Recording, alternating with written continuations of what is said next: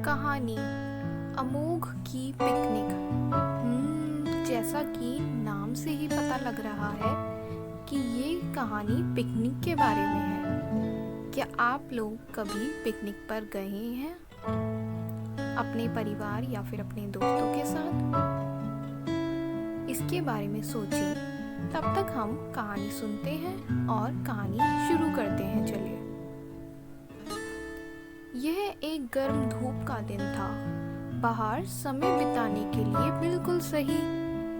अमोघ ने कहा, अम्मा, मैं घर पर ऊब गया हूँ। उसकी माँ ने कहा कि वे पास के पार्क में पिकनिक के लिए बाहर जा सकते हैं। वे बैठे और पिकनिक के लिए खाने की चीजों की एक सूची बनाई और उन्होंने एक ऑटो लिया। किराने का सामान खरीदने के लिए बाजार गए। क्या आप लोग कभी अपनी मम्मी के साथ बाजार गए हैं या फिर अपने घर के किसी और सदस्य के साथ? क्या आपने वहां से क्या क्या खरीदा, इसके बारे में भी सोचें। सब्जी की दुकान में अमोघ ने पूछा, अम्मा, क्या हम कुछ लाल रसदार गाजर खरीद सकते हैं? इन पीली और नारंगी सब्जियों को क्या कहा जाता है? अम्मा मुस्कुरा दी। पीली सब्जियां कैप्सिकम हैं और वो पीले, लाल या हरे रंग के भी हो सकते हैं। इस कद्दू का रंग नारंगी है। अमोघ की आंखें हरे तरबूज को देखकर चमकदार और चौड़ी हो गईं। अम्मा, क्या हम पिकनिक के लिए कुछ फल खरीद सकते हैं? उन्होंने फल विक्रेता से एक बड़ा तरबूज और कुछ आम खरीदे। अम्मा, चावल और दाल के इतने सारे प्रकार हैं, क्या हमें कुछ खरीदना चाहिए? अम्मा ने फिर कुछ आटा, चावल और दाल खरीदे।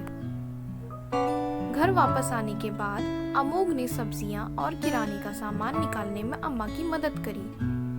आप अपनी मम्मी की मदद किन किन कामों में करते हैं, इसके बारे में सोचें।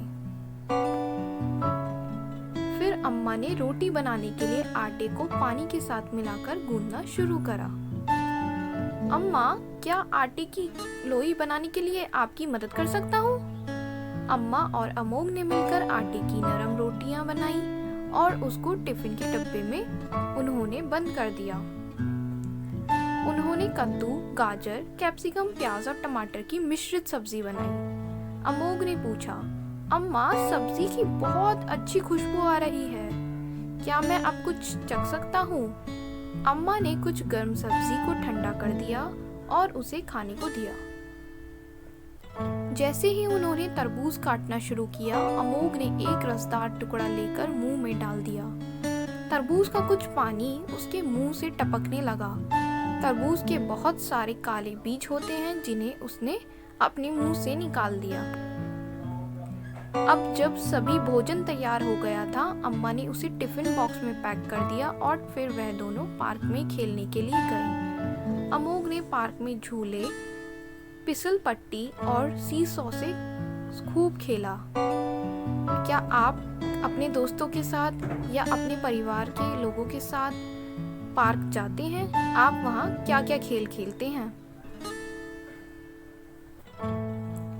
थोड़ी देर बाद उन्होंने भोजन को बाहर निकालकर परोसा और एक साथ मिलकर खाया। अमोघ ने कहा, ये खाना तो बहुत ज्यादा स्वादिष्ट और मजेदार है। ये बोलकर उसने अपनी अम्मा को कसकर गले लगाया और उस अद्भुत दिन के लिए धन्यवाद दिया। यह थी कहानी अमोघ की, जो कि अपनी अम्मा के साथ पार्क में पिकनिक मनाने के लिए गया।